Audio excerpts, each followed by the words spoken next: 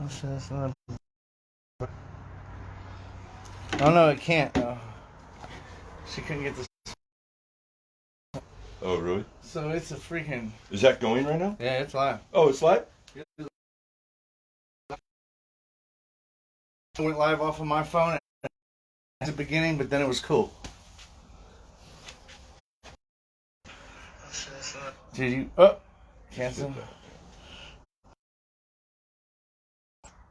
Is it live? Oh, we're watching it live while we're going live. Is it lagging? There's always a lag. I know, but how much? It's about anywhere from 10 to 30 seconds. Sometimes it's really bad. So I'll say something, and something funny will happen, and then I'll get to lean over and watch it. It's awesome. All right, girls. Do I get any of this on the table? Yeah, you're good.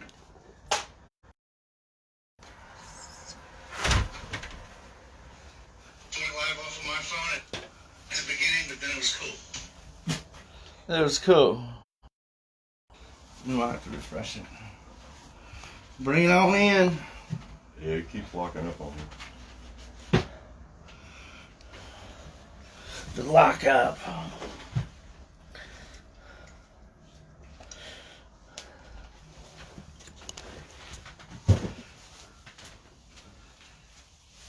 Tonight's show is filmed in front of a live studio audience.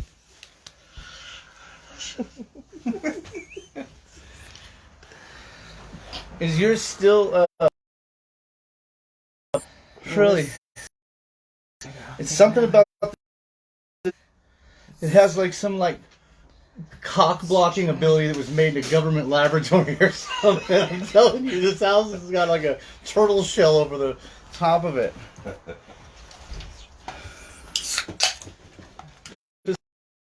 The latest greatest model I have, and it works bam bam bam everywhere. But I get in my house, I lay on my couch at night, and it's all... You wonder how much lead is on these walls. Well, it was built, I think, in the 60s. Is that what happened, Dan? You've been licking the walls? Might frozen. be. That sucks. It's kind of glitchy last time we did it off of my phone, but I think I might just have a guy come out and put Wi-Fi in. I mean, how much could it really be? And it's not the money thing. It's that I already paid for my phone to work, so now I have to pay another company to provide something so that... Yeah. Stupid. It's all a gimmick. It's a gimmick. This is. I see Adam and Jason and Jay and Dennis. John Fullwitter. Sky's on. I see the magnifying glasses. Hey, Okay, first of all, I know there's so much more techie stuff out there, but I thought this was cool. This is like a vintage late 70s. It has a flashlight in it. It still works, but there's no batteries in it. It's a little hard to turn on, but it's really, really cool because when the light's on there, you just put it up to whatever and it's already lit. You don't have to try and shine a light in it. Or holding the light with one hand. It freaking works awesome. Start turning into an octopus. We'll get into that in a minute. So, how you feeling about this? About what? The show? Don't have me wax that About car this out show? there. Yeah. Wait, this is spare ammo. You got a water? You got something to drink? Okay. What are we talking about today? Remote control car parts, dude. Hey everybody, welcome to episode 29. I am your host as always, Daniel Judd. My other co-hosts are not here again tonight. Ricky's out in Vegas, and I don't know what Randy's doing. So I have Rich here with me. Jamie took on some other stuff with work for some extra cash for Christmas, and ended up ducking out for a couple weeks. And so I have Jamie Menendez that's here videotaping for us tonight. Hi, Jamie. Hi. And okay, Talkative. that nice cushiony hi that she gave me kind of threw me off. Oh shit. As always, I want to thank some sponsors and just some all around good guys. Cameron Lipsum Calm. I don't want to murder his last name. I know him by Cameron. He's just a really stand-up dude. He's done a couple big favors for me. I sent him a hat last week just to say thanks. And I just want to say thanks a lot for everything, Cameron. I want to give a shout-out to Troy Schroeder at Phantom. Phantom RC Products, batteries, motors. They make great stuff. I want to give a big shout out to Milo Carvalho of Flash Packs, Cat Packs. If you don't have a Flash Pack or a Cap or a Glitch Buster and you're looking for something better, then reach out to Milo and pick up a Flash Pack. Most of you who are already in it know exactly what Flash Packs are and what they do and where to get them. So I want to give a huge shout out to Steve Negri of RCRI, RC Racing Innovations, chassis kits. He's got all kinds of drag stuff, drag bikes, and all kinds of really cool stuff. Unfortunately, half the badass stuff that he has, we don't run around here. You know, like prepped, perfect surface, you know, solid axle, 1 second, 1 cell cars, you know. And they're gone. They're pretty cool.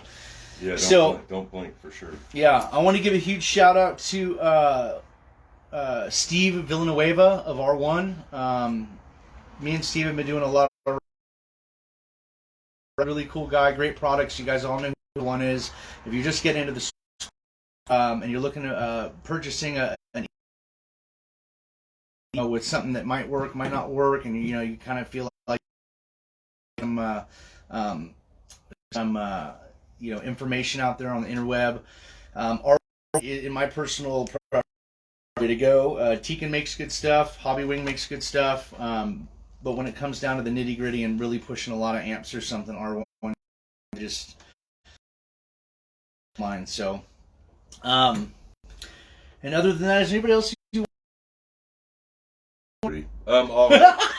No, nobody. The guys I race with, Lake County. Okay, yeah. What's up, Lake County? And NPRC. Lake NPRC. Let's see. I haven't even been watching this thing. Gabe, what's up, Gabe? He says he'll set up your Wi-Fi. That's awesome. Cool. Gabe's awesome. I know Ricky and Tony are probably watching from Vegas. What's up, guys?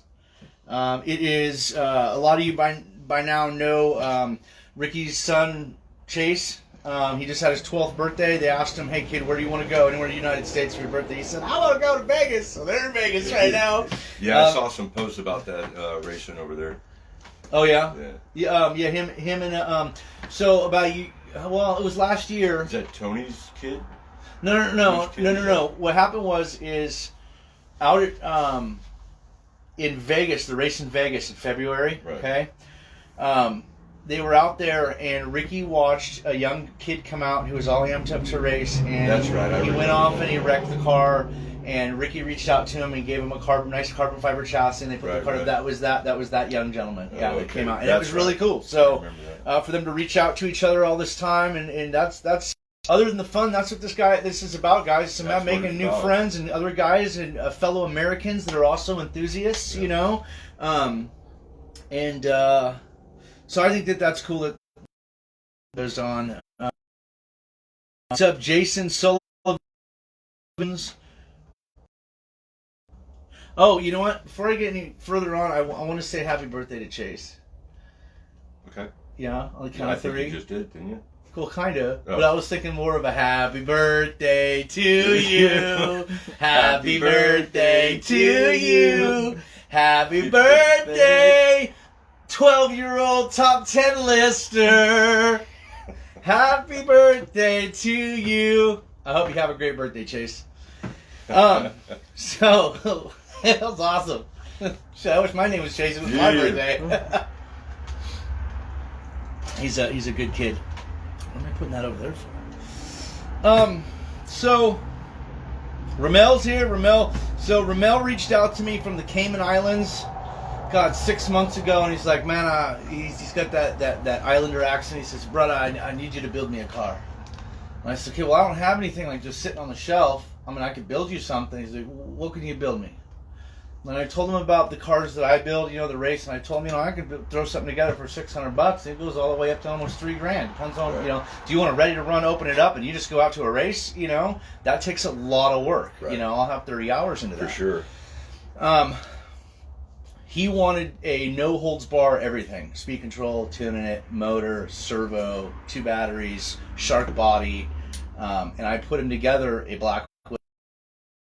Around and adjust the bar too. Yeah. Does that come with it? No.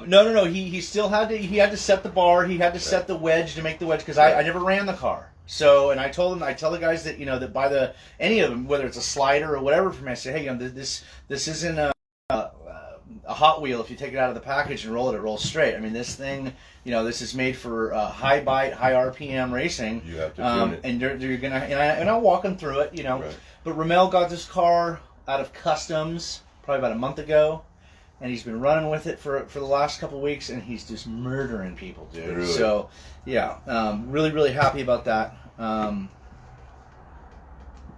We're about to light the candles on the cake for. I want to say Cameron's last name is pronounced Lipscomb. Lipscomb? Lipscomb. I don't know. Comb? Comb. Okay. I've never talked to the gentleman. I'll ask him. Anyway. People watch tonight. Nice. So I just wanted to kind of go over just some basic tech tips. We average Joe, and what I was seeing is, somebody, to us, a very mundane question would be asked on the internet. Hey guys, I've had I'm building my no prep car, or I just built my no prep car. Can you tell me how works? And I'd see 25 guys chime in, and 2 of them, maybe 3 of them, were on the right track, and everybody else had a different answer that was just completely wrong. And the only 2 ways I could see of maybe not attacking it, but trying to help out with going, hey guys, time out, that's not quite true. Was to not argue with people or talk to people endlessly to death, right, all over all these posts. I wanted to help people on more of a grand scale, and that's how the idea of the show was born. So, well, no, it totally has. I mean, you go anywhere and fast. I mean, everybody is. Yeah. I had 2 or 3 of them this week. People that just sent me these long, 3-inch, message threads on Messenger, just to say, hey, I'm not asking you for anything. I don't need nothing. I was just calling to say thanks, man. Right. There's nobody else doing this kind of stuff, and that wasn't so much what I wanted setting out. I didn't want necessarily the gratitude for this. What I wanted to help these guys. So what we're going to do tonight is stuff. Some of you higher enders might not be like, well, we know that. Well, that's not what this is for. I want to get back to my roots. I want to get back to our roots, helping the little guy. So tonight I just and before I do, I want to give a special shout out to a really, really good friend of mine that I've become friends with through this, and I've helped him and he's helped me, and it's really, really blossomed, and what we've achieved so far is pretty cool. And that is Paul Peterson. Paul Peterson of Shark RC Bodies. Paul knocked it out with the crow, scarecrow. This is actually on Emma's pink car right now. I'm doing a lot of prototype stuff with it. I got a couple more of them that I need to put together and try different things with. It works pretty good though. It works pretty good. Yeah, that night and you hadn't even fine-tuned it yet. So check this out. And it was like solid straight. My car in the last 2 years has maybe seen the lid 2 or 3 times. Okay, I'm usually quick enough that I can shut the car down. Right. I know it so well. I've done so many passes that I can tell when it's hits that first little pebble in the ground. I'm like, nope, shut it down. I know what's gonna happen. You know what I mean? So I've been very lucky in that aspect. So I bring this out to run it the other day, and you were with me, right? When it just no, you weren't. The next day I went out. Mm-hmm. Well, anyway, I brought the car out to my test spot up the road, and I did about 3/4 of a hit, about 80 or 90 feet. Okay, and the car was just freaking on one. I got this new stuff under the car that I'm testing and stuff, and I was like, aha! And then it just shut off. No steering, no nothing. And the first thought through my head was, I just smoked my first R1 because I had her turned up. You know what I'm saying? Right. I mean, I've been running here and I'm like up there now. You know what I'm saying? I've really figured out a way to turn this thing up. So what happened is I walk over to the car and I'm like, that's weird, dude. You got to think whether it's between the battery, the wires, or the speed control. It's something that has to do with that intake of voltage to cut the servo out too. You know what I mean? Right. If you fried the motor or part of the speed control, 9 times out of 10, well, usually you're going to still got steering. Right? The car was totally dead.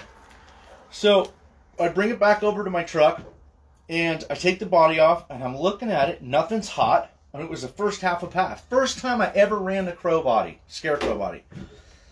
And I'm looking around. It took me 10 minutes to find it. The car, because I didn't go out and sweep it or blow it.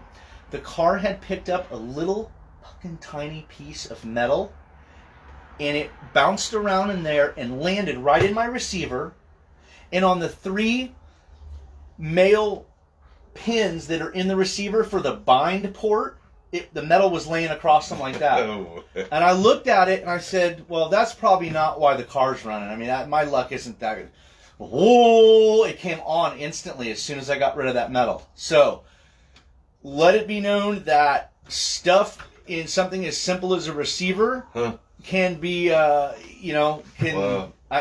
one in a cajillion, And I don't know, it was a little piece of something, and I could see it was shiny. It was metal. It could have been a tinfoil wrapper for all I knew, but it was so little. You need to use a little bind plug, just a blank one, covered up. Never needed it. Well, how many times have you heard that happen? Right, once. That's all it takes. One time.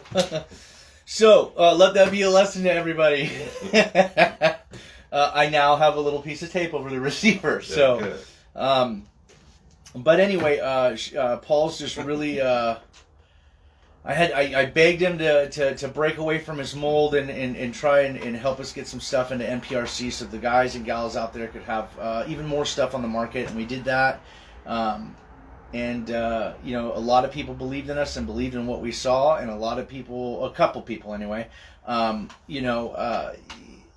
off the bat had it in for us, and I it sucks, but it is what it is, so haters gonna hate.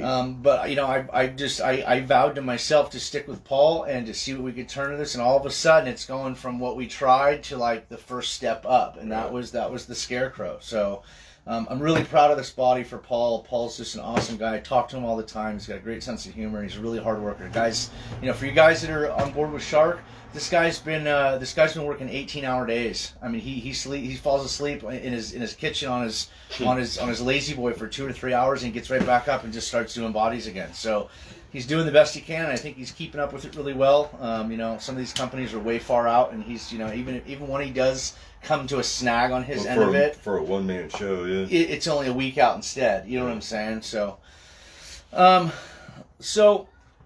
one of the things I want to talk about is a lot of us are running these plastic spur gears, and probably almost all of us. And I've had spur gears last 6 months, and I've had spur gears be brand new and go out and hit the throttle, and it immediately stripped, a quarter of it, and it, came to a stop. So, mesh is important.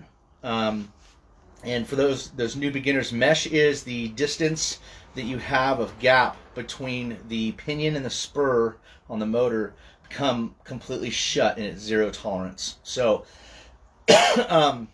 when you're too loose, you're running right at the tips of the gears, and it's really susceptible with the power we're running to shear the teeth off. You lose the race because you stripped a spur gear.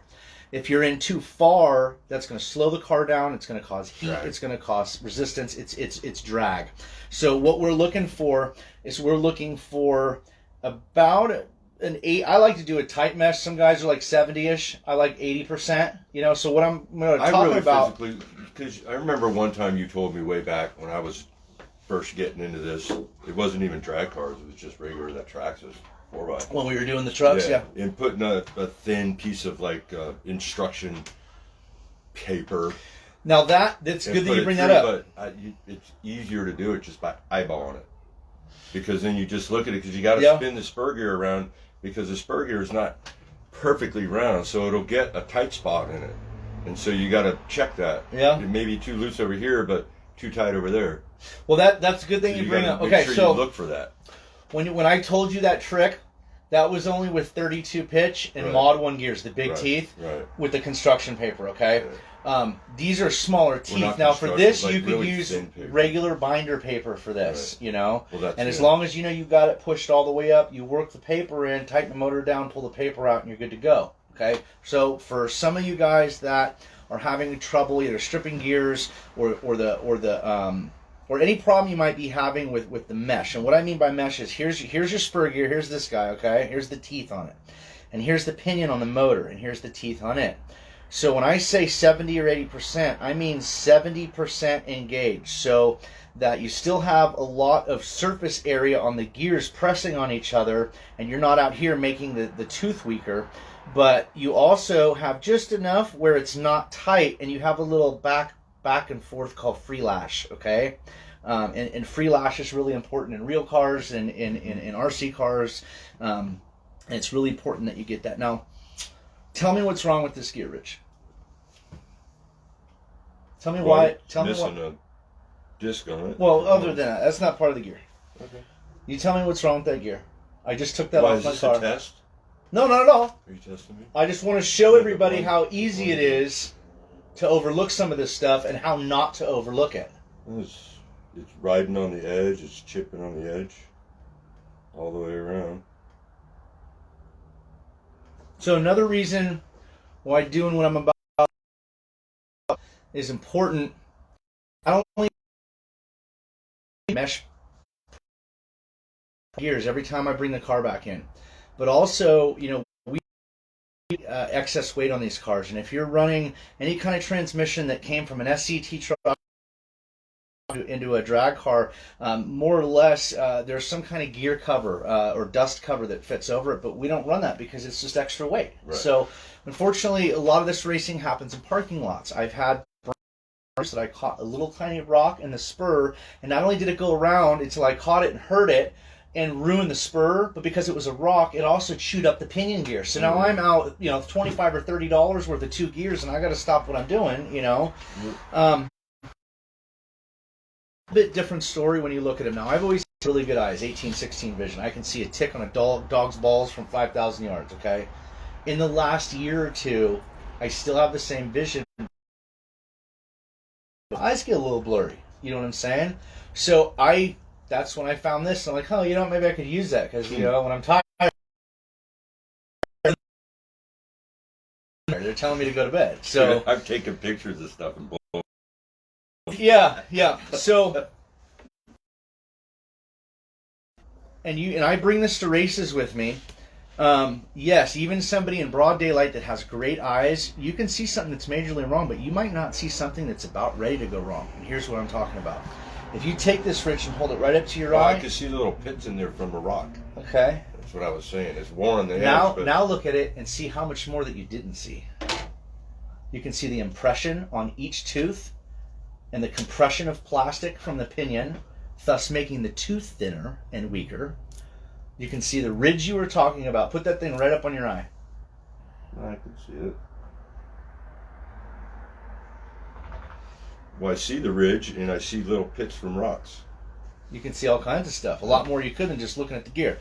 But your normal, average, everyday guy, if you said, dude, Dan, you got a spur gear, and I handed you this too, you'd look at it and go, cool, and put it on the car. Right. You know, and it would probably be just fine in a race, you know.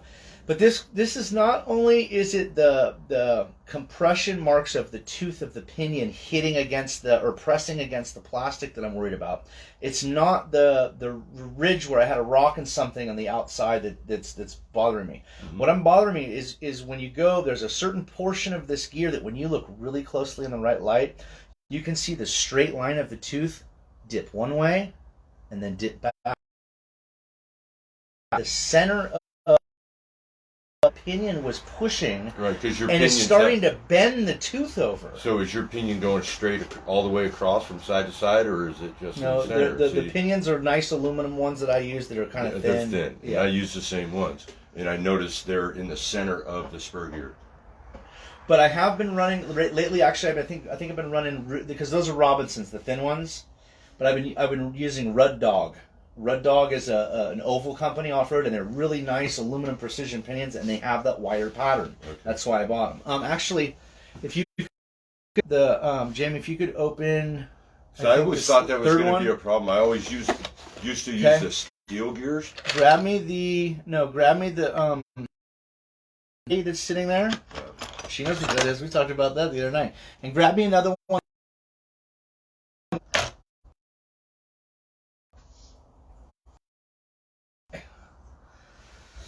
So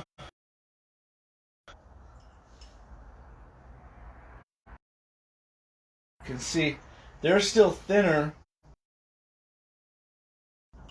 but they're a lot thicker than the Robinson ones. So what we're talking about, guys, is if you could zoom that in there when you're zoomed in.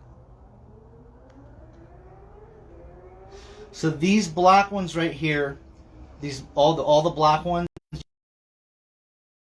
the teeth are, they're not as wide. It's almost got twice the width does. Well, what does that mean? I asked a kid one time that was working for me, I said, hey, what's stronger, coarse thread bolt or a fine thread bolt? And he goes, coarse thread, the threads are bigger. I said, no. Fine thread bolts because you got more of them. Right. Okay? Well, that's all this is. If you have a gear, you know, that is so that's, one of these. What do you want? Here we go. Okay, let's say this is the width of the spur. I'd rather have my pinion that thick than that thick. Right. Same thing. If I have my mesh right and the gears are both good, this is more susceptible to taking that little bit of tooth thinner of the spur gear and either straight. But as to where if I have more area coverage with the pinion, thus making the correlation or the relationship in two gears stronger. So, you know, if you guys, you know, I would suggest you take one of your spur gears. Any of you guys got to use spur gear or any kind of gears. It could be a pinion, could be anything. And really inspect them. I actually go as far as there's 5 or 6 pinions, and they're not only aluminum, lightweight, top quality, but I've also beveled them. Yeah. So well, here's a good analogy. Anybody ever look at a bicycle sprocket or a motorcycle sprocket where it's wore out and all the teeth are going same way? Yeah. That's exactly what the spur. They're all ninja. Same thing.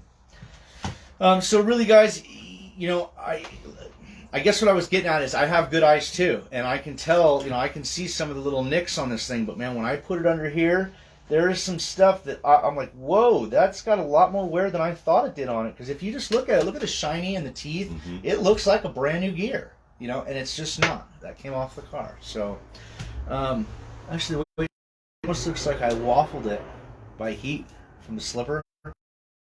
Another reason after it gets too loose, it'll burn your finger, dude. Yeah. Because I just put a tranny in, I didn't check the slipper. I'm like, it smells something bad. Yeah, that stuff, no good. Oh, because you're using the Traxxas one and it's got those pucks. Yeah. Those pucks, I think burn them right up. Yeah, right up.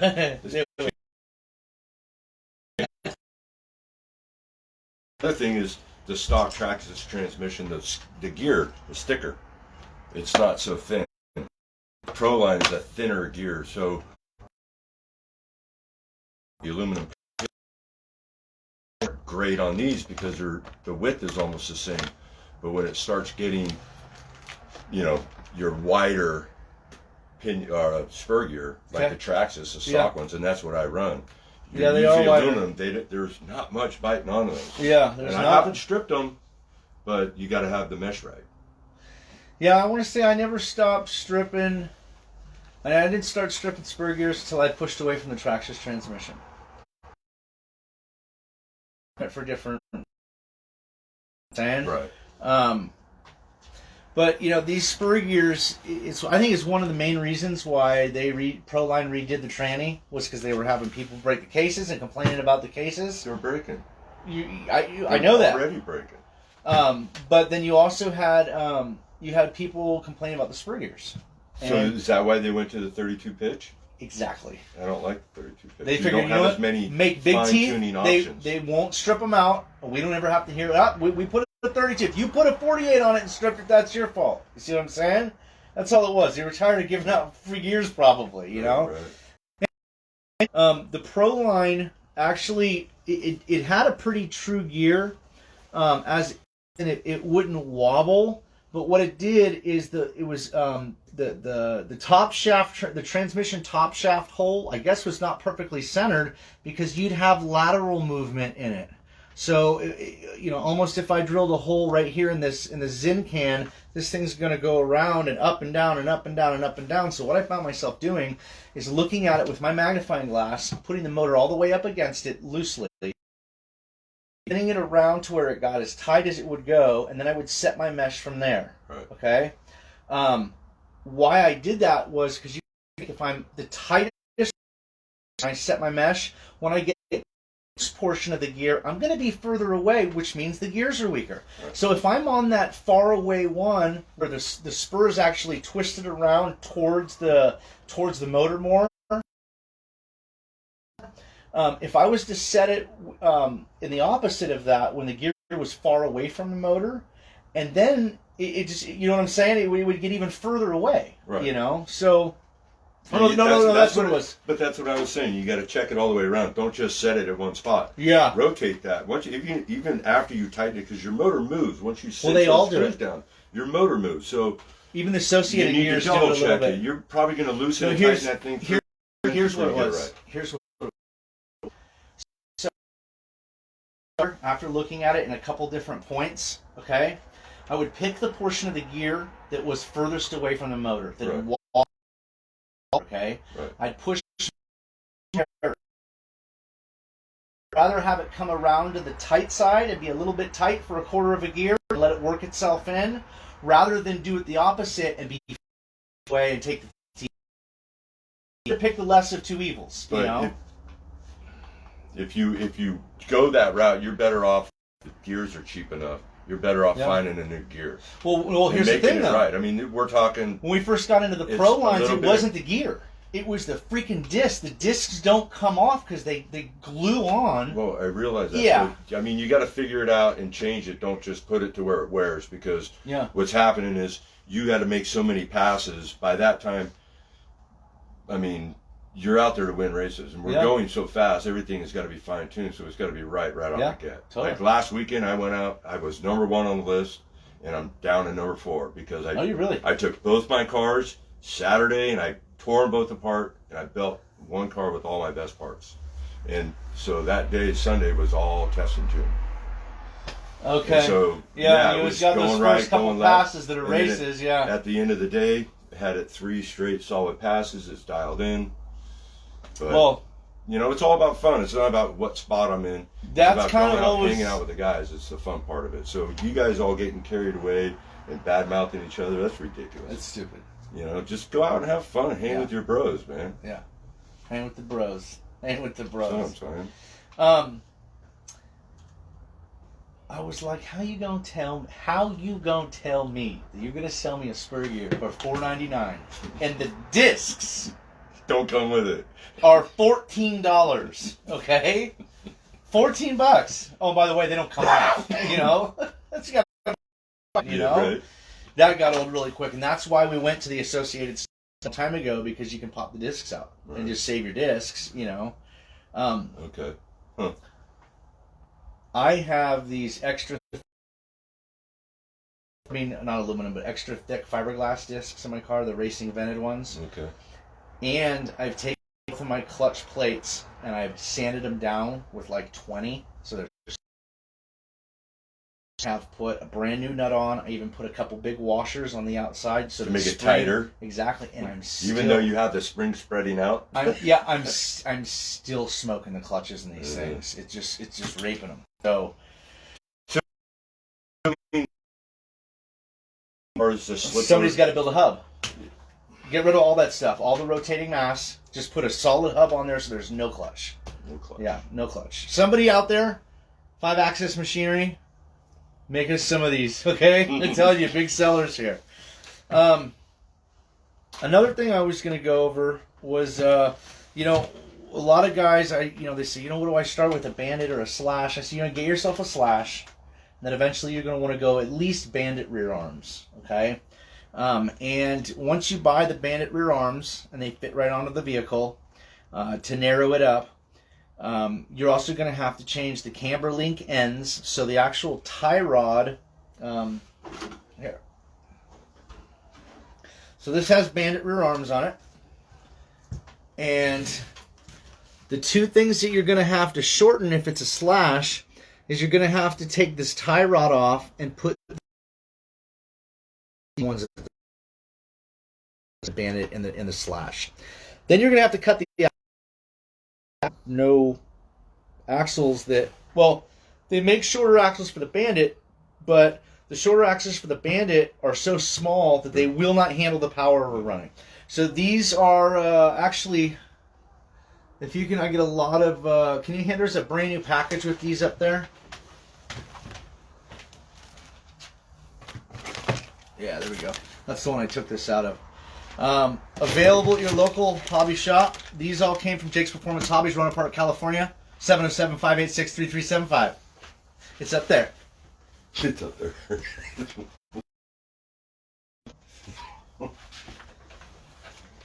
So, what we use is, I tried a bunch of different axles. Some of the axles, like MIPs and stuff, they're great axles, but they're freaking heavy as hell. Way too heavy. I can get 5 complete axles of these, and it'll weigh 5 of them or whatever as much as the MIP. They're but you'll never break them, Although I have had. Remember we had the slashes. It's the constant jolting. I'll tell you what. How many axles have you broken? I mean, Of these? Yeah, None. neither have I. Never have one. Okay. Neither have I. So that's why we use them. They're light. They're true. They're cheap. All the best things you want in an axle, right? So these are part number 6852 Atom. 6852 Atom. These are local, available in your local hobby shop. I always tell people, go to your local hobby shop, spend some money there. If you don't have a local hobby shop, reach out to Jake. Jake's Performance Hobby. He's my local hobby shop. I know a lot of people have. He's got these in stock. And what these are is these are 4-wheel drive Rustler X-Duty axles. So these are designed for the rear end of a Rustler. So I guess the first Rustlers had a lot of power in the rear end, They're strong. I mean, they're strong axles for sure. The only problem is we need to take a 1/2 inch off each side, so when they collapse on each other, going up in suspension or wherever yours might collapse, then they can collapse all the way. Because this paired with this other one, these are designed to be wide like a slash. So we got to cut these down. So you want to hand me the airline, and then.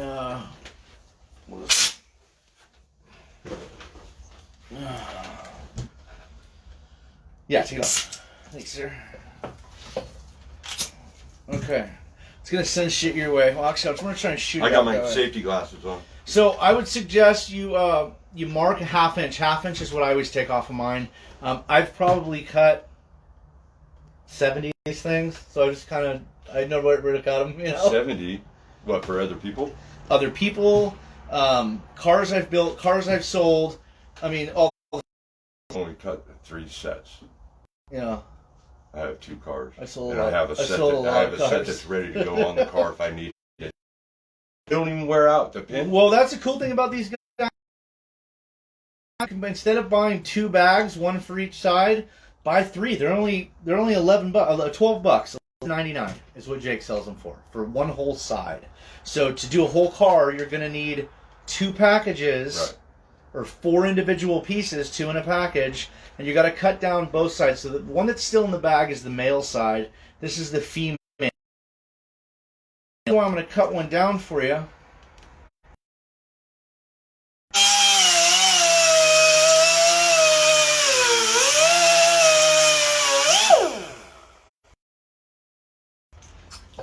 Now there's a little bit of bevel in it, so I'm gonna. straighten that out a little bit.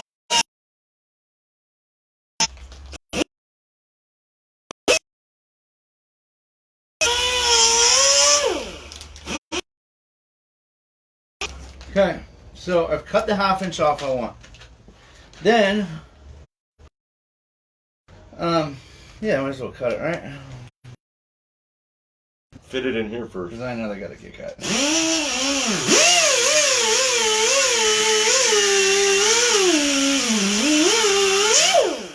Okay, so Rich, if you want to tell them, I would and how to use use an it. X-Acto knife and just use the edge to clean off the little burrs that are inside of here. Just nice and lightly, you don't want to dig into it. Yeah, you just want to chip them out of there. They break off really easy. You don't have to really do much. Just knock everything out of the inside of it. Then just kind of wiggle the male side into it. What are you, fucking drunk, Dan? Jesus Christ. Shit, I might be. You can always take it on sandpaper and Yeah, flatten them out when yeah. you cut like Dan. And most of the burrs will just peel off. They peel right off. But I always just like to, and I like this kind because it's really, really sharp, and I like to just go on it and just kind of give it a little scrape, and just get all the little burrs off of it. I've found that this usually has more burrs to it because you know you're cutting through something hollow. But here, and then once they're all done.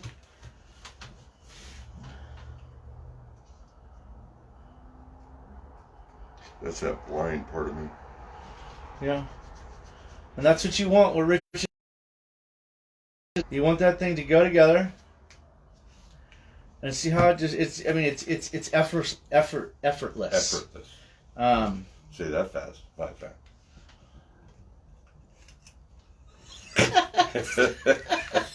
I'm looking at you going. That's That's so stupid. So stupid. Yeah, so that's now what this has done is this has shortened this down to be like bandit width. The only difference is we got this heavy duty X duty axle now. Let me see that one. That's another set. Yeah. I was just going to put it together so you can see the length. Yeah, absolutely. That's a great idea.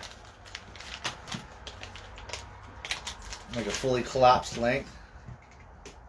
Now a 1/2 inch off of one and a 1/2 inch off the other is still only a 1/2 inch shorter, not 1 inch. Because they collapse onto each other, so it's about a 1/2 inch off. There you go. You can zoom in on that. Yeah, zoom in on that guy. People are saying the video is really glitchy, so I'm trying not to move it. Is it? Yeah, it's really grainy. I'm sorry, guys. What's up? Paul says, "What's up with the video?"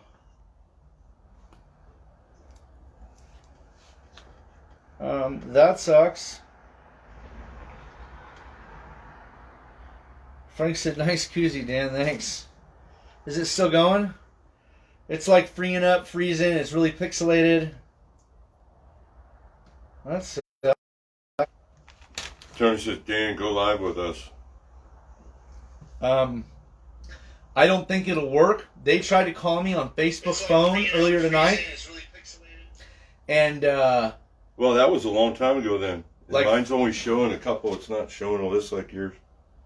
it's like that. It could be could be 30 seconds out, could be a minute out. Yeah. But Tony and Ricky from both of their accounts tried to Facebook phone me, okay, or FaceTime me or whatever through Facebook, and it would come on for a split second and freeze, and then that was it. They'd have to hang up. Really? So sometimes Facebook phone works good, sometimes the Facebook stuff works okay, and sometimes it doesn't. I don't know what kind of lead creatures are living in my. That's why I'm trying to buy a house right now. I want to get out of here. I want to have a whole room. Do you taste it? Yeah. When you breathe deep? I'm going. Well, my plan is to have a whole spare room just to do the show in. To have all my sponsors, tapestries up all down the wall, Yeah, no, that would be good.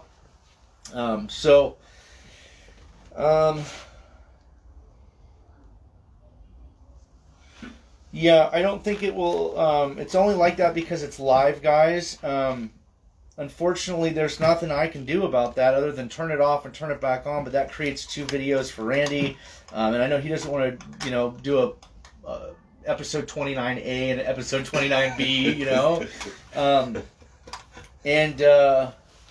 But the video shouldn't have any of the glitching or anything in it. So, I have another little trick that I'm going to show you guys. But first I want to talk about some of this RPM. Why don't you use this and address, if you could, and address any questions you might see.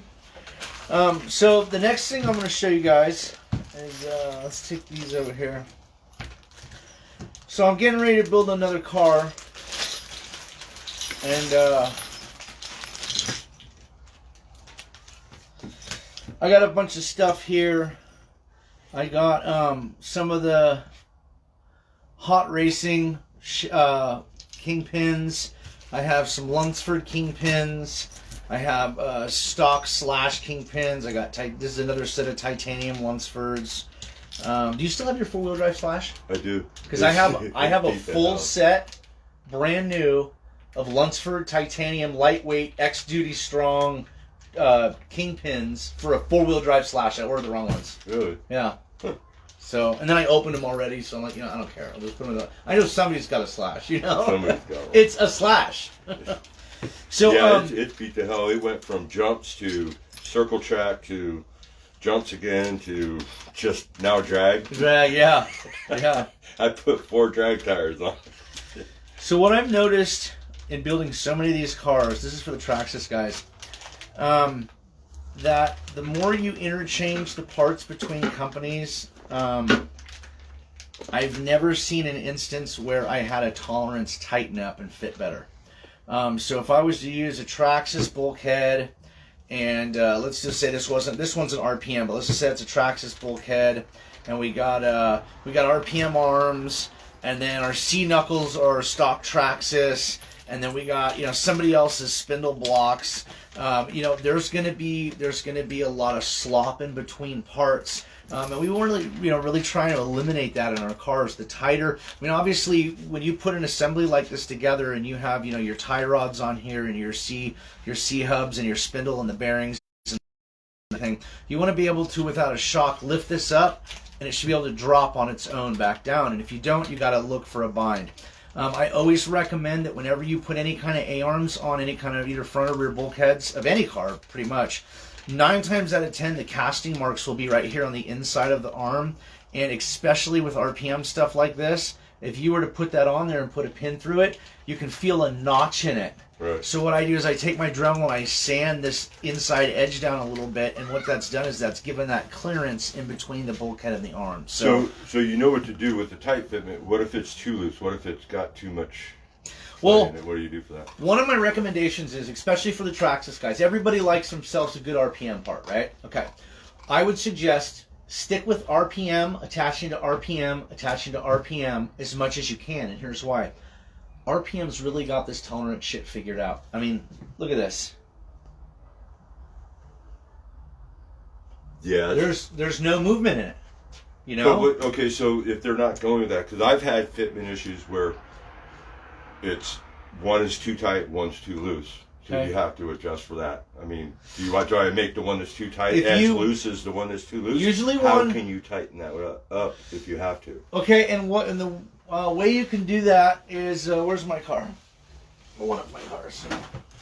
So this is obviously an aftermarket set of arms that's on here. These are Custom Works adjustable, fully adjustable arms.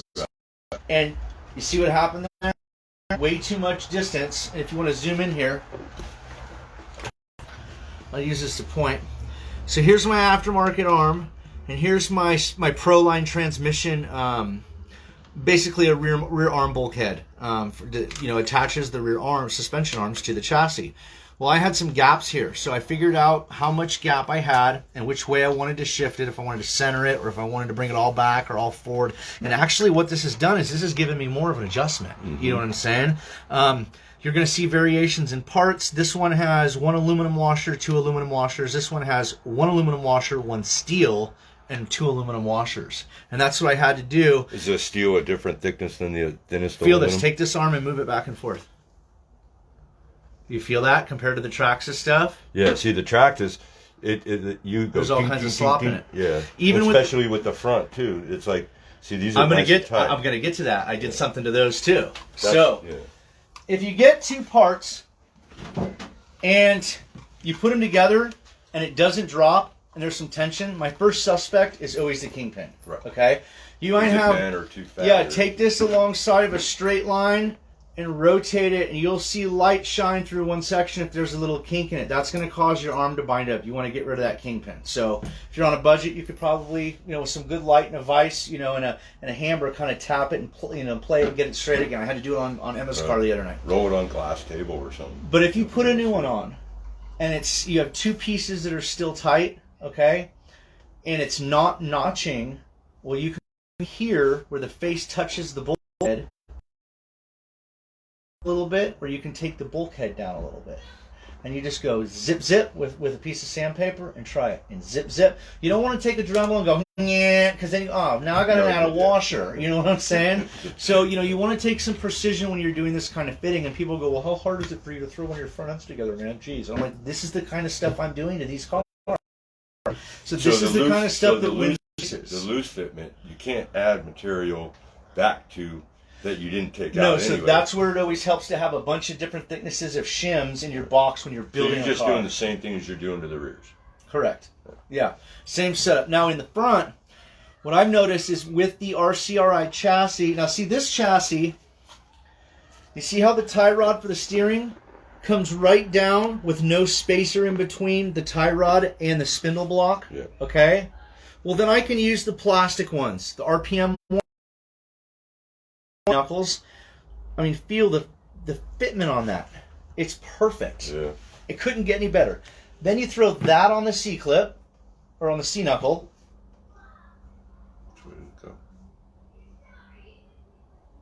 There you go. It fits pretty damn good. A lot better than the Traxxas stuff, right? Now put the arm on the bulkhead. You see how that brand stuff is just better than Traxxas is? Yeah. Okay. The only problem is with the RCRI car. You're still running. I have an RPM bulkhead on my car. I have RPM arms.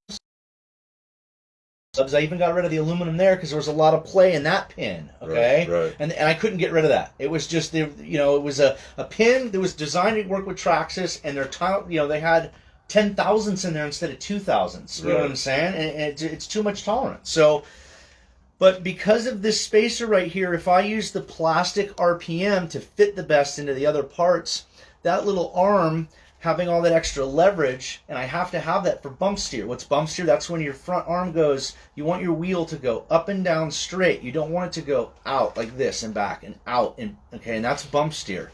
Well, to eliminate bump steer on my car, I had to run these spacers. And when these spacers are on here, I tried to use the plastic because, man, they fit that part perfect. There's no wobble. And I had wobble in it, okay?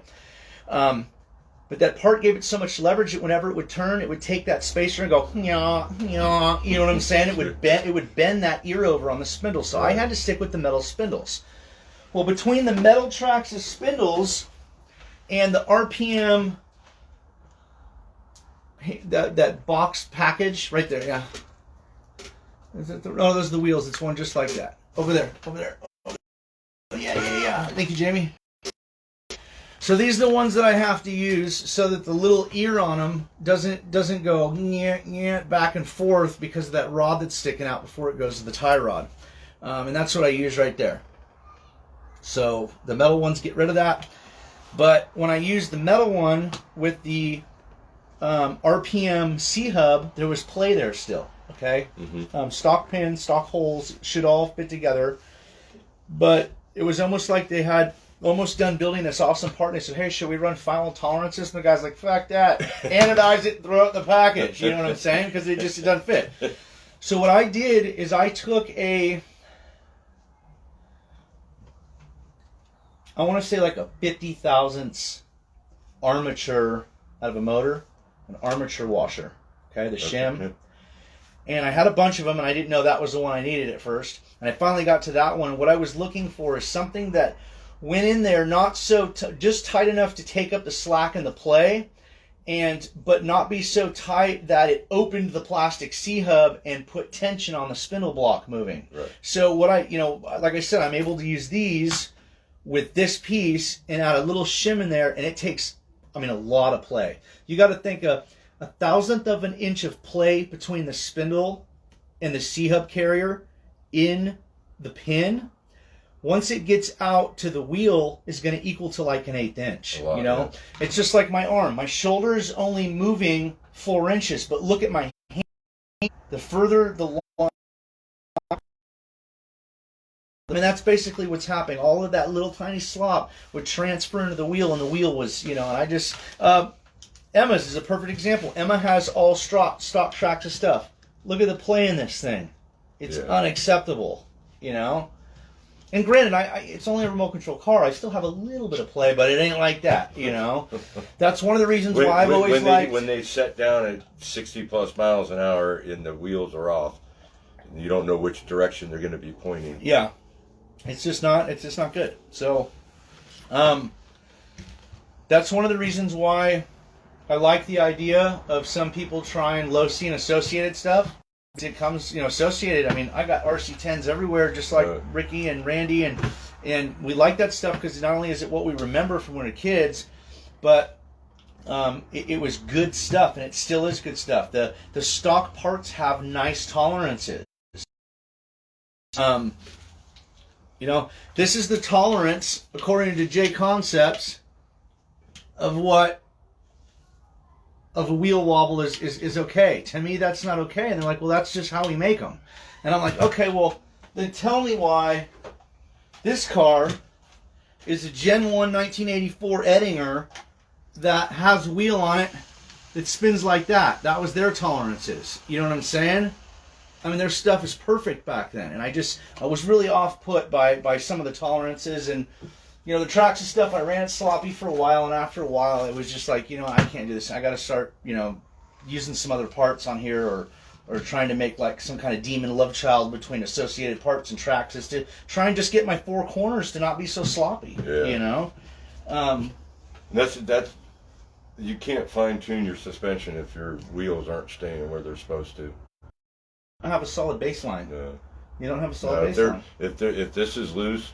Every time you hit the throttle, this is all going to move. I mean, there's so much force in there. If you ever do a hit on your drag car and you use your phone and whatever you have and do a slow-mo video and actually watch the violent force that's being relayed to those tires, I mean, it's... Well, Rich here's a mechanic, as well as I am, probably about this, you know, a long time. Way over 20 years to be a mechanic, just like me. And how many times have we heard, sorry, ma'am, I can't align your vehicle because the right outer tie rod is bad. Right. Well, the perfect in the car keeps moving. Is if this thing's got slop in it, it'll always be off. He'll be chasing a ghost. You know what I'm saying? Right. So you got to make sure everything's tight in the front end and the back end.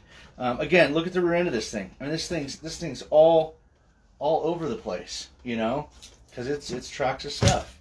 And for the most part, it works really good. And it's good. Well, this car doesn't have the power that the other car has. It was designed to. That's why her 12-turn car has a Proline tranny, and you know, and we took her out and we let her do one hit, and yeah. But I mean, like, okay, so you're doing adjustable A-arms in the rear, which is tighter. Its tolerances you can get tighter. The reason why I did it, one reason why I did it is because the rear bandit arms that I use, even though they're RPM and they fit with everything perfect, they have a crap load of twist in them. And my car's got so much inertia that I got to the point to where I think the tires would grab and load up the rear end, and as soon as that grab went boing by, it would go boing, and that transfers in a frrrr, which sounds almost like a broken foam. And then you check your car and you're like, dude, nothing's wrong with it. Nothing's wrong with it, yeah. So I finally said, screw this, and I had to get more stability in the car. So where do you get those arms at? Those Custom Works arms can be probably bought and ordered from your local hobby shop. Good question. If you don't have a local hobby shop, reach out to Jake. He can get them for you. They sell them at A-Main Hobbies. They sell them at Hobby Warehouse, Tower Hobbies. They're made for a Custom Works. A Custom Works sprint car is basically what I mean. I have a brand new package around here. So actually, you know, I do. Let me get it here. Let's take that dangerous thing out before I kill myself. All right, lefty. Is there any questions so far? I didn't see any. Nothing new is coming in.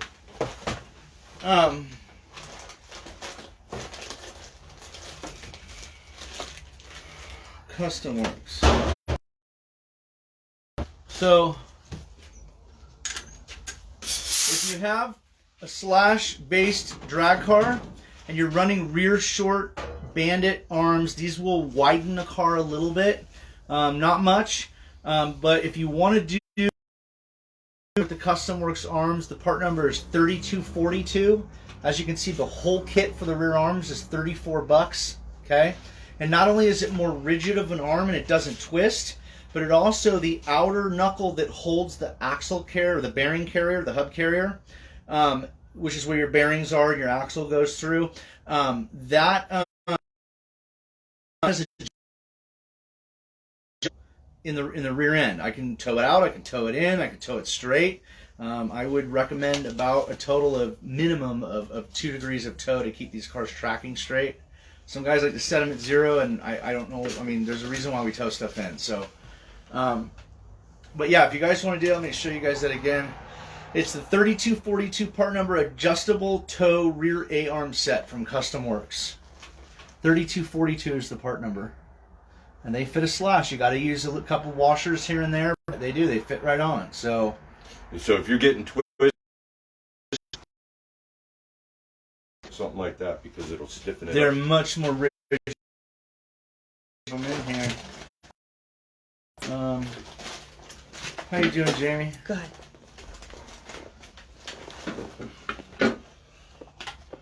Serpent, Traxxas. Jesus, there's so much stuff in here. I guess there's worse problems, right? Those them? No.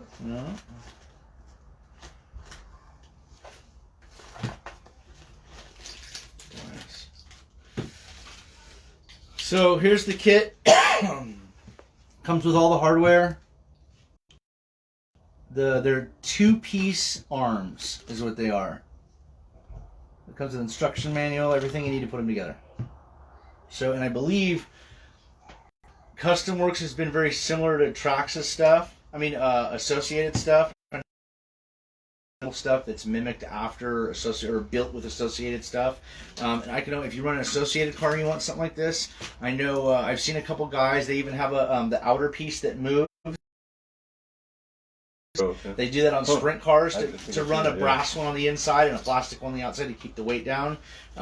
So I mean, there's all kinds of. This is just opening up a whole other door and a whole other level of tunability and adjustability to your car. You know.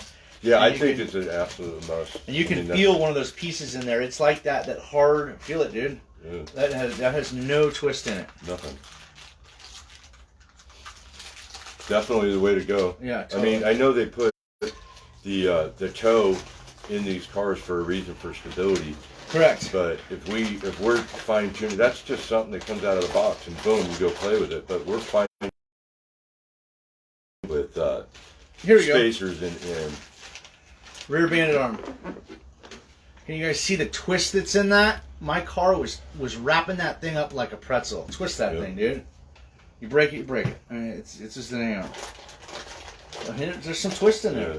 Yeah, definitely. And believe it or not, I think that they get broken in because when I first put a set on, they're not bad. They start getting more and more. Yeah, I've had RPM arms on my slash from jumping it and ovaling that thing, that the arms actually looked like they were. Well, I don't think it's age or use. I think it's fatigue. So when it gets a bend in it and it comes back, and it gets a bend in it and comes back, it's just like a piece of metal. You bend it one way, it's not bad. You bend it again, it gets a little weaker, and you keep going and going and going. Eventually, it snaps. Well, that's what it's doing.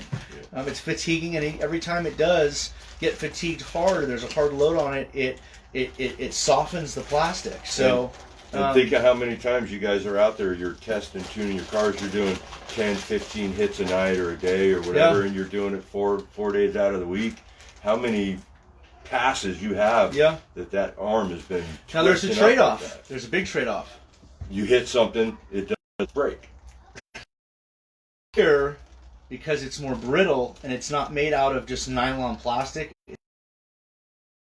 which is like a plastic fiberglass composite, right? You're more susceptible to snapping the arm off, right? You know, but for $34, you know. Yeah, I mean, if you're spinning out, and you're hitting curves or parking barriers or stuff like that. Stick with the RPM arms. Stick with the RPM arms, yeah. Until you get it dialed in enough to make straight passes.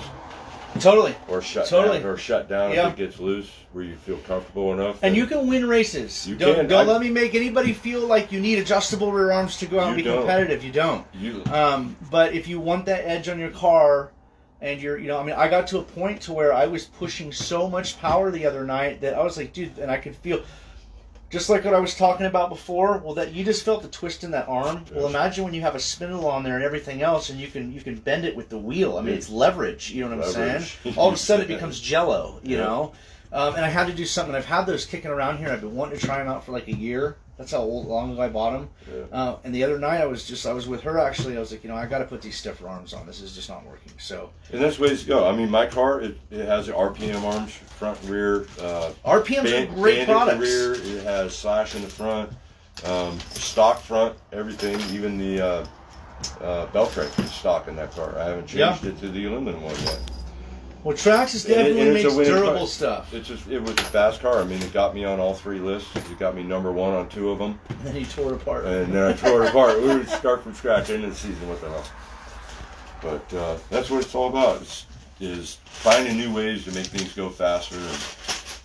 And that's all I'm trying to do tonight is to give some of the new guys some tech tips and we're almost done here. I got one more little thing, and it also again has to do with Traxxas slop. Traxxas slop. You like Emma's new pink discs and everything. This car's pimping, baby. I think that what I'm gonna do is I'm gonna have her 12 turn because she's got backup speed controls and motors. Is I'm gonna put an XR10 Pro in it and with a 13.5, and I'm gonna bring her down to Delta and let her run 13.5 class. Okay. She keeps telling me, Daddy, I don't want it really fast like it was before, but it's gotta be faster than it is. Yeah. The 12 turn, she's ready to step up. If your kid is playing with remote control cars in her spare time and drag racing, and they're saying, Daddy, I want you to turn it up, try turning it up. They break an A-arm, they break an A-arm. That's part of it. Yeah. I know I broke a bunch of A-arms when I was a kid. So the last thing I want to show you, whoa. Oh, did I forget one? You forgot it. Jamie's yawning. Do you want to do me a big favor? You can peek your head in and make sure they're not like setting the rabbits on fire. Terrible. Totally read my mind. Yeah, did you see that stuff? That was pretty good. Whoa. We're good. We are experiencing technical difficulty. Beep. Okay, hey, so where do you want these? Because you have one cut. That's all parts for a new car right there. Got the brand new RCRI Black Widow. Got the shocks honed and built. And I just need another pair of pink springs. I was in a moral dilemma because I don't have pink springs for my Traxxas. They're the Traxxas pink springs? Yeah. So I needed a set for a car I built, and I need a set for my car. And Ricky's like, "Well, I have a set I can give you." And I'm like, "Do I put them on my new car?" I was like, "I can't." So Cody, if Cody's watching or he watches this, Cody was the last customer I built a car for. Bought a $1,000 slider, really nice car, carbon fiber Pro line, all shimmed out and stuff, ready to rock. Came with a wheelie bar and all the trick aluminum stuff on it. It was a really nice car. But I was like, his car, he ordered a month ago. His car's been done for a week and a half, and it's waiting on freaking springs. I can't do that to the guy. So my car's been sitting, Cody, and I wanted to get his car out to him so he can, and he got it about a week ago, and he messaged me. He's like, "Dude, I don't even know if I want to put anything in there. Just put it up on my shelf because it's so freaking sweet." Gabriel Rodriguez says, "What do you suggest for front and rear camber?" In my car, in the rear, I like to, first of all, adjust the rear of the car's camber angle. And what the camber angle isn't the camber angle of the wheel is what I'm talking about, but the camber angle the camber rod angle. And what that is if you have a straight line from A to B with your suspension arm, you want your tie rod to be as close as perfectly parallel A to B to the bottom arm, so that when they go up together, the rear wheel doesn't either go in or go out. You want it to go up and down nice and straight. Now, once you get it going up and down nice and straight, I suggest loading the car with as much as you can that you would run it with. Probably not the body, but the battery and everything in it. And then, get it at ride height as close as you can to running on the track. And then set up your rear wheels to 0. You want them perfectly 90 degrees to the ground, because when you're ripping, you don't want to be riding on the outside of the wheel or the inside of the wheel. So, in the front, you can run 0. I run, I think, a degree on both sides of camber in the front. Just a little bit. I run 2 degrees of toe in. I run, I think, a total of 4 degrees of toe in the rear, 2 on one side, 2 on the other, to make the car track really straight. But yeah, and even like the old RC10s, where the rear tie rod, not at the wheel side, but at the car side of it, or the bulkhead, or wherever it's plugging into, there's usually a hole pattern there. You know what I'm saying? Right. Like the RC10s. These old RC10s, if you grabbed one of the lower holes and you'd go up with the wheel would go up like this in a circle. You know what I'm saying? Right. The thing would lift up like that. And I want my wheel to do that. Almost like you have a solid axle in there. Almost, yeah. Totally, yeah. And basically, I want to choose whatever hole for me is going to make that wheel go up. Motion of travel and its full range of travel, straight up and down. And on the Traxxas cars, that I believe is the top hole. Yeah, top hole. So, it's only the top hole though because I use the bottom hole in the bearing carrier. I would use the bottom hole in the bulkhead if I was using the top hole, because it would move the hub down, which would mean I would have to bring the rod down. You just want the rod to be level, parallel Correct. with your control arm Correct. going out, so it's all. That's all you need to worry about. Yep, and that also has to do with bump steer in the front end and everything. So everything. So as far as when you ask about camber in the front, you do a little bit of negative camber. You don't ever want it straight up and down because your front end's going to float. It's going to try to track totally 2 different directions at the same time. You want it to bite if it has to. So you gotta have that negative camber so it actually kind of pushes a little bit. Most of our cars we're doing wheelies all the way down the track anyway. It's just when we set down, we want to steer it. We don't want to go in haywire at 60 plus miles an hour. So negative camber in the front, maybe a little bit of toe in. Don't toe it out. Yeah, don't toe it out. A little bit of toe in because you do have that play. It's going to want to push anyway. Yep, so it does. That's exactly what they do. When they lift up, they want to push out. The front wheels, yep. So that part of it's critical for steering. Now, if you guys are keeping your cars low on the ground, where your front wheels are on the ground just after the start, you're definitely going to want that steering dialed in.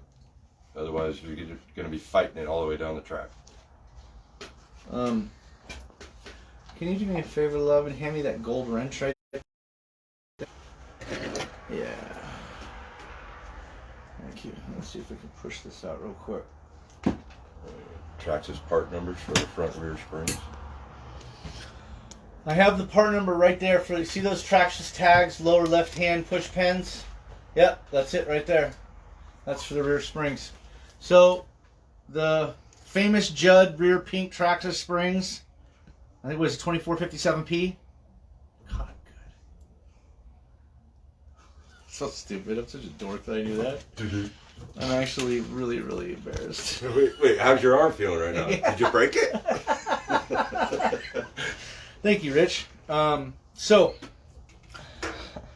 these bearings, whether you use a Traxxas bearing or use an aftermarket bearing, again, the Traxxas part, this is an aftermarket aluminum Traxxas rear hub. Some people say, well, try a different company. I've tried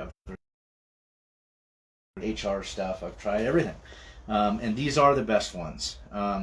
And the only problem is just like there's a little bit of Traxxas too much tolerance between the axle and the bearing, there's also too much tolerance between the bearing. Oh, I got stuck in there now. Maybe it's the back side. So these things literally just drop in and they drop out because there's too much tolerance in there. So Which bearings are those? This one here is a steel balled. Not a Fast Eddie. A Fast Eddie. Is it? Yep.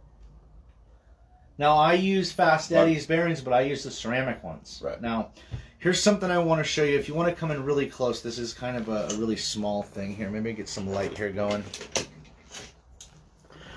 So if you can just get in so it's focused right on my hands here. Let me know when you're there. You good? Okay.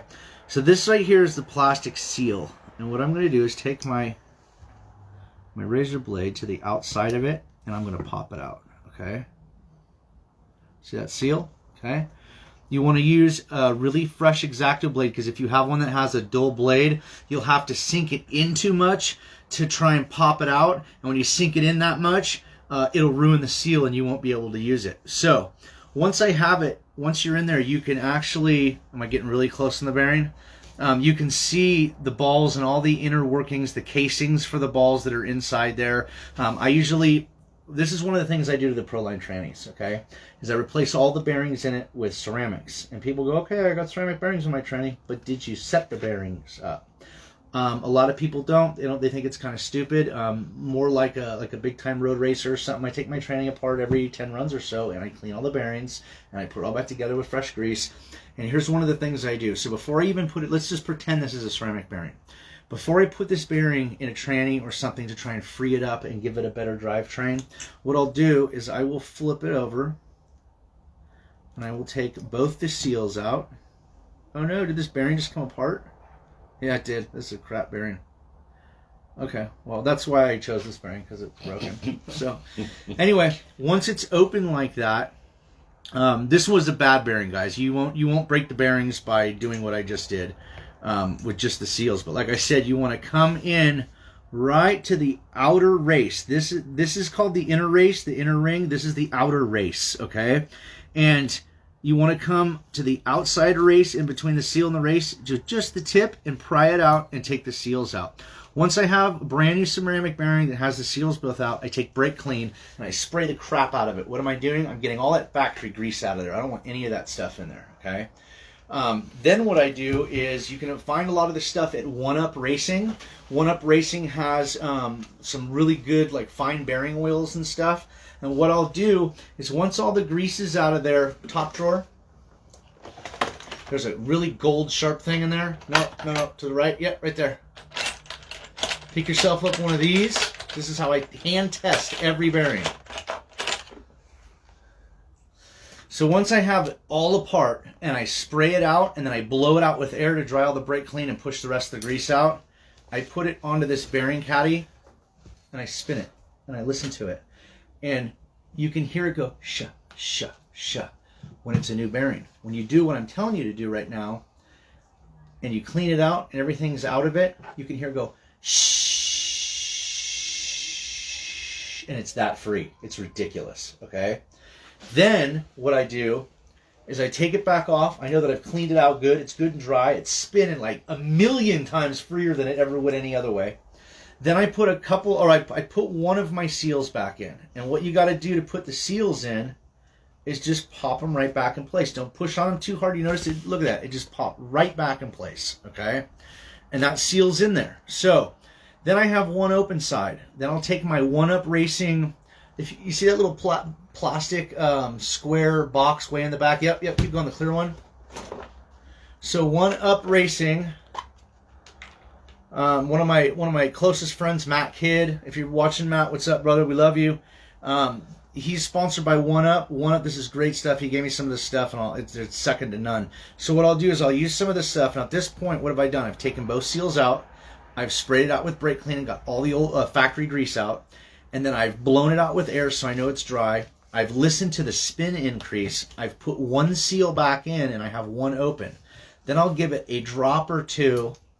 I'll put it back on this. I will work it on all the oil in, and then I will put it in the car with the seal, if it's exposed, okay, like, you know, some bearings you can see the outside of, that side of it, I will have the seal. On the inside, I'll leave it open. Leave it open. You don't need to worry about it. Yeah. You know what I'm saying? Right. These seals actually do add a little bit of drag to the bearing. So if you can run one where it's a seal to keep dirt and debris out, but the other side is open because it's encased inside the gearbox, then do it. It makes a big difference if you don't do that. Like one of my trainees, I spin it, and the spur gear will spin like 2 times. Yeah. And then you take one that's all taken apart, and the bearings are all good. Yep. I got one from Tim Terry like that. He went through ceramic bearings, did all that, and you spin it, and it just spins forever. Yep, that's the difference between winning a race and losing a race. Yeah. Between 2 top dogs like me or Ricky or me and Hunter. You know what I'm saying? It's really important. Now, that was 8 to 10 minutes of talking for one bearing, Rich. Okay? I just explained to you guys how to modify your modified bearings. Okay? And make something good better. Is it a lot of work? I know there's going to be some guys going, screw that, dude. I'm not taking the bearings apart. You're not winning races. Well, no, you can still win, you know, can, but I mean, when you're right up there where everybody's so freaking fast. Getting faster now. I mean, the competition is so much greater The than faster it was you get, at the beginning of the year. And the faster you get, the less pogo sticks you have to grab onto to be faster than everybody else. Yep. You know what I'm saying? And this is the kind of stuff that wins races when everyone's at that level. So here's another trick. I would like our audience to know that rubber gloves are not cheap these days. Okay? So what I'm going to do, remember I was talking about that outer race tolerance to the Traxxas piece. I'm sure there's other hubs out there. Could be the front ones, could be the rear ones. But if you have this all together and you can wiggle the wheel and you can see the axle moving in the bearing a little bit, you can't do nothing about that. That's the tolerance in the axle. But the outer race to this that has 50% of that wiggle, you can eliminate. And here's what I do. So what I do first, that's what I need to do. I forgot. It's been a while since I did one of these. Because once you get one in and it's a good bearing, it's ready to rock. You very rarely have to mess with it. So get yourself. Shut up. So put your one finger in the glove, okay? And then pull it on your finger pretty tight, okay? Then what I'm gonna do? Oh no, you know what? I did screw up. I know what I'm doing wrong. That's why I was confused. Hold on, just bear with me. This is really cool. Take 25. Yeah. Look, that has latex on it. I'll show you why. So I'm going to drop the bearing into the finger, okay? Then I'm going to take my finger and stick it in there so that my one finger is in the glove with the bearing at the end of it. You see that? So I can push on the bearing. Then what I'm going to do,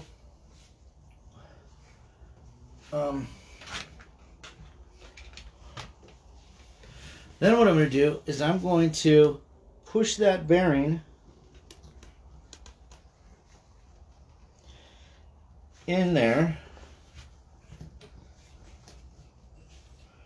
Oh, damn it.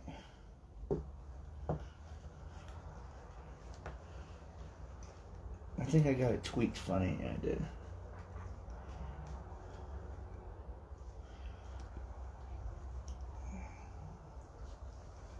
Yeah, I got it all tweaked funny. Let me try it again. Shut up, Rich. Take 26.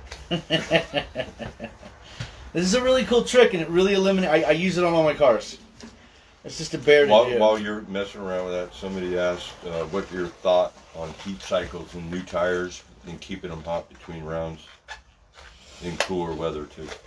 In cool weather, a lot of the guys are using tire warmers.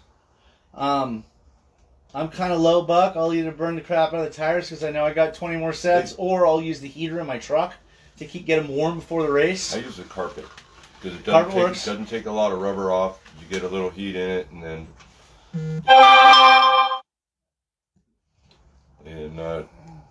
try not to heat them up way too soon before your run because they are going to cool at the line.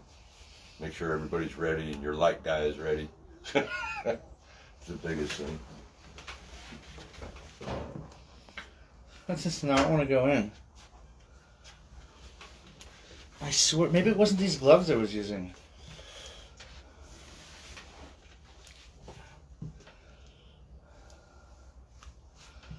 Yeah, it had to be a different glove then.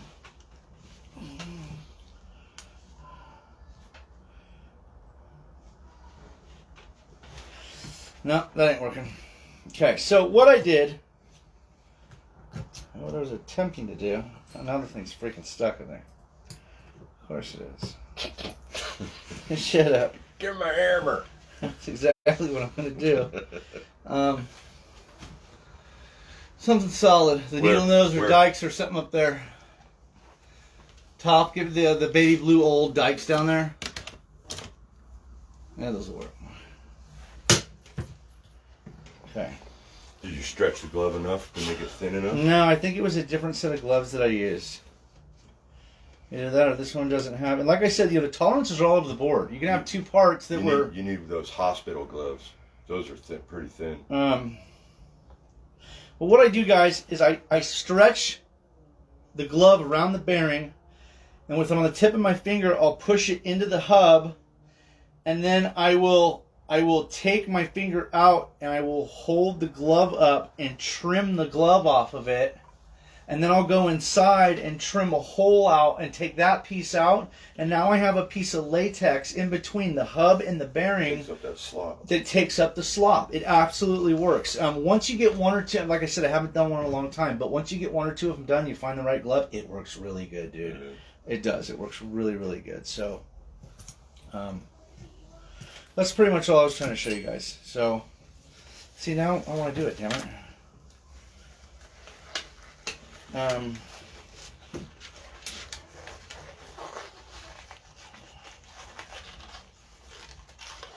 Don't worry, man. I'm a professional.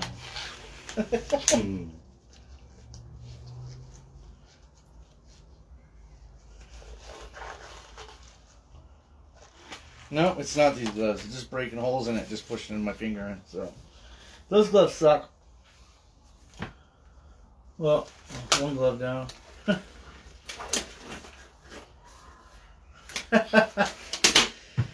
So that's about all we got for you guys tonight. I just wanted to do some little techie stuff. If you guys want to see anything small like this that maybe you've heard about or maybe you've had a thought about and you wonder how it worked, chances are I've probably tried something like it.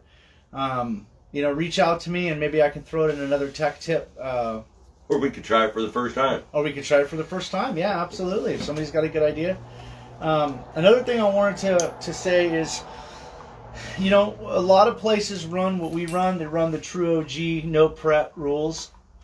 And no prep means no prep. It means you're not using sticky stuff. You're cleaning your tires. And for those new true prep guys, those true no prep guys like we are, one of the biggest things in my arsenal, baby wipes. When I do a rip, by the time I turn it around and I bring it back to me, the tires are done. They're so dusty that if you just turn around and do another rip, chances are even if you heat them up and clean them up again, there's going to be some debris there. So my car usually doesn't hit the track unless it's been minimally wiped down with baby wipes. There's a lot of consistency of what you're doing. Everything that you do on your car, all the way from working on it at home to racing at the track. If you make a pass, the next pass you make, all the prep up to that pass needs to be the same for consistency. Because that's what's going to win races. I've had guys say, you know what, that's my body I use for practicing and that's the one I use for racing. And they're two totally different bodies. I'm like, you can't do that. I get it if you just put something together, you want to slap a body and see what kind of hit it makes, so you can kind of get there and then put the body on it that's going to run on that car. Yeah. But not just bodies. It could be anything. Oh, those are the tires I use on race day. These are the tires I practice with. You guys got to practice with the same tire that you run on race day. If your track, if the lane is perfectly straight, but it's got 2 degrees like ours does, my test spot has almost a perfect 2-degree emulation of that. You know what I'm saying? The type of surface you practice on should be as close to what if you can't do your practicing and your testing on what you're actually, the place you're actually racing, well, try and find a place that is exactly like what you're racing. And test at the same spot every time while you're tuning your car and getting to know it. Yeah. And before you go to a bunch of different tracks, I learned kind of the hard way because, you know, I wanted to go to a bunch of different places. I didn't like just racing once a month. So I traveled around. I went up to Lake County. I went to Mendocino, went to San Jose and Reno and Roseville. You know, a lot of different surfaces but you have to know how to tune your car to it. And, Yeah. you know, you'll get there. Yeah. But learn on the same surface while you're starting out so you get consistent. You know what your car, how to adjust it, how to tweak the shock, you know, put a little wedge in it or get that bar. So NASCAR doesn't go out with 4 sets of brand new, you know, Goodyear A6 compound tires that they use at Talladega. But when they're practicing, they want the tires to last longer, so they use rain tires because they have treads on them. They don't do that. You wouldn't do that. They don't make 4 sets. They make 12 sets and they burn them all off. Point being, I just did a bunch of tires, and people know when I do tires, I do tires. I've been testing this week. The new drivetrain I got. Oh, I just dropped like 6 tires. This is all from 2 nights of practice. These are done. All of these are done. Had a blowout in one, which I've only had one other time, and it's violent. The only one that was a bum luck was I had this one. This is a brand new Panther on a brand new Pomona. And right out of the package, I went. It was actually last race day. I put the set of tires on the car. I was getting ready to go out for another race, and I turned the car was upside down to change them, and I changed them. And I always give a little bop bop on the throttle just to make sure everything's true. And this wheel's all wah wah wah. I'm like, really, brand new out of the goddamn package? The wheel's bent. So, the quality isn't there like it was when we were kids, dude. You bought an RC10, you knew everything was in that box, everything fit, everything was perfect, it was strong. And don't go, I'll just use this for my testing. You can't do that. This is a brand new tire. I'm throwing it away. It's a wobbly tire. There's nothing that tire is going to do on my car that's going to even come close to anything that's productive to tell me what's going on with the car, other than crash it. So I don't know if you covered this in another episode with gluing tires up, but taking them apart if you want to re-glue it or put it on a different wheel or put a different tire on the wheel. What's the process of doing that? So what we do... There's a few different ways you can do it. Is I cut it. Ricky showed me this, and it's a long process. Let's say you want to save the tire. You can't. There's no way. You can't use acetone and melt the glue? Nope. It'll ruin the rubber. It turns like jelly. Because I know it messes with the foam. You can't get it on the foam. I don't soak the foam. So Ricky used to do my rims, and then I felt bad because I was like, he's doing his too, and then I felt really bad once I did it for the first time about 3 weeks ago because it's a lot of freaking work. It took me 2 days to do, 16 wheels. And what I do is I'll cut this right here, which is the front face of the tire. I'll cut it right there. I'll pull the foam off. I'll put the tire, after pulling the foam off, right side in, and I'll make a cut here and cut that side. So the only thing I got left and then soak it is this on both sides. And then I soak all kinds of them at the same time like that in acetone, and it takes 24 hours to do it. Right, but it doesn't hurt the wheel. It doesn't hurt the wheel. Is perfect. There's nothing wrong with it. I'm trying to cycle mine out after 2 uses. So I'll buy a brand new set of wheels. I'll mount and balance them. I'll use them. I'll acetone them. I'll use them again. Then I ditch them. If you look, they have flex in the wheel. So they all as you run, you hit stuff, you whatever, they start getting all tweaked out, and then you start getting a wobbly wheel just with that. So you can only use these wheels a couple times. I think what me and Rich are getting here is just like the other stuff. That's like maybe some stuff like, I didn't even think about that. Just a little like tweaky stuff that you're tweaking on. Yeah. That can win races. What we're getting at here is keep your eyes open. Don't let any rock go unturned or any stone unturned, and just really, really, really watch what your car's doing and what parts are doing. And just because you did 3 hits with your car and all of a sudden on the 3rd hit it's acting funny, but the last time you ran it you might have brushed a curb or something like that, and now it's acting funny for a reason. You know what I'm saying? You might look at it and go, well, dude, the car's brand new. It doesn't matter if the car's brand new. You smacked a curb. You know what I'm saying? You could have a bent kingpin. You could have a, whatever. And you got to find that part, or it's just going to be a long hassle. And check your shocks too. You may not, it may not look like it, but you may have a bent shock shaft, and that could slow your action down on your shock, and that could be pulling you one direction, or a launch is weird, and it may not look bent. So you got to inspect that stuff, just like a real race car. It may be a toy, but I mean, you're out there, you're tweaking on stuff, you're making something go fast. Let me put it this way. I built stock cars for 20 years.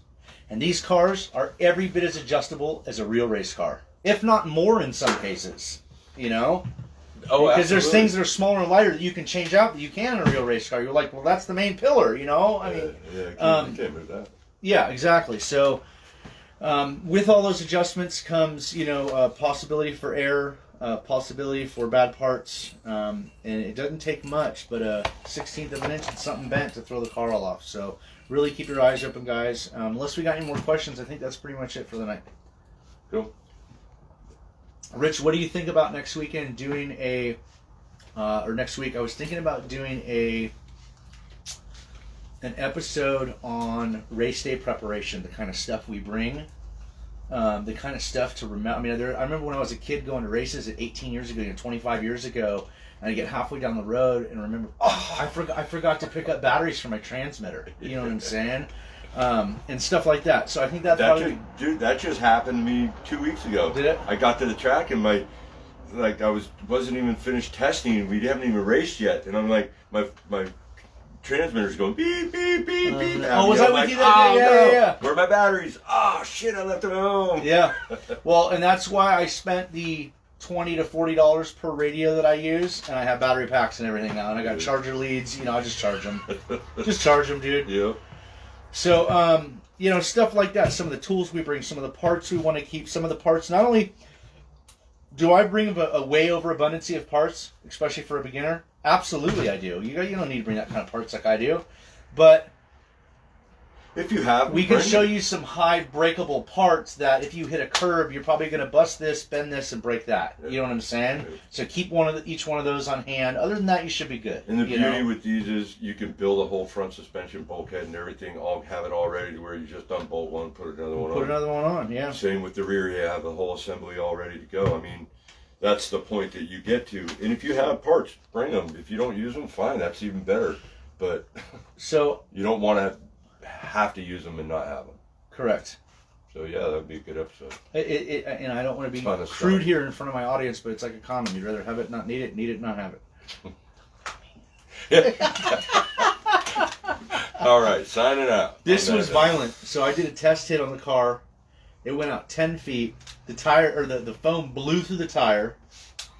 It did a violent barrel roll and hit a brand new parked car with plates on it. It's all boom, boom, boom, boom, bam! And I was like, oh shit. Oof. I walked up, there wasn't a single mark on the car. I would have knocked on the guy's door, but I was just like, oh man. So yeah, I stuffed my car underneath the tire. It took me a minute to dig it out. It was wedged pretty good. Gloverelli. That's why I send Dan different thicknesses and bodies to mess with his head. Then the car is never the same. Thank you guys for the videos and advice. You are definitely the best. Thanks, man. I really, Tori Jones, thank you very much, brother. Thanks for following us and watching us. And thank you to all you guys that follow us. Everybody in the next week that's going to watch this thing, 5,000 times. Thank you. And if you guys are just logging in or you got some friends, bring them over to YouTube, Streetcars of the 707 on YouTube page, and please subscribe. And I think that's pretty much it for episode 29. And reach out, guys, if you guys got tech tips that maybe you want covered or something like that. But does it sound good to you? We'll plan like race prep, race day. That sounds good because there night is before, actually shit that's in your boxes, everything that's ready to go. Because God knows there's not a guy that does this or a gal that does this that doesn't have all that crap packed by the front door, ready to get in the car first thing in the morning. Are you kidding me? It's already loaded. So, but other than that, Jamie, thank you for filming for us tonight. I'd like to say, good night to everybody, Ricky, Randy, everybody that's out there in Facebook land, and Peace Rich, out. thanks for coming over again, and we Good had job. some pizza, and thanks, guys.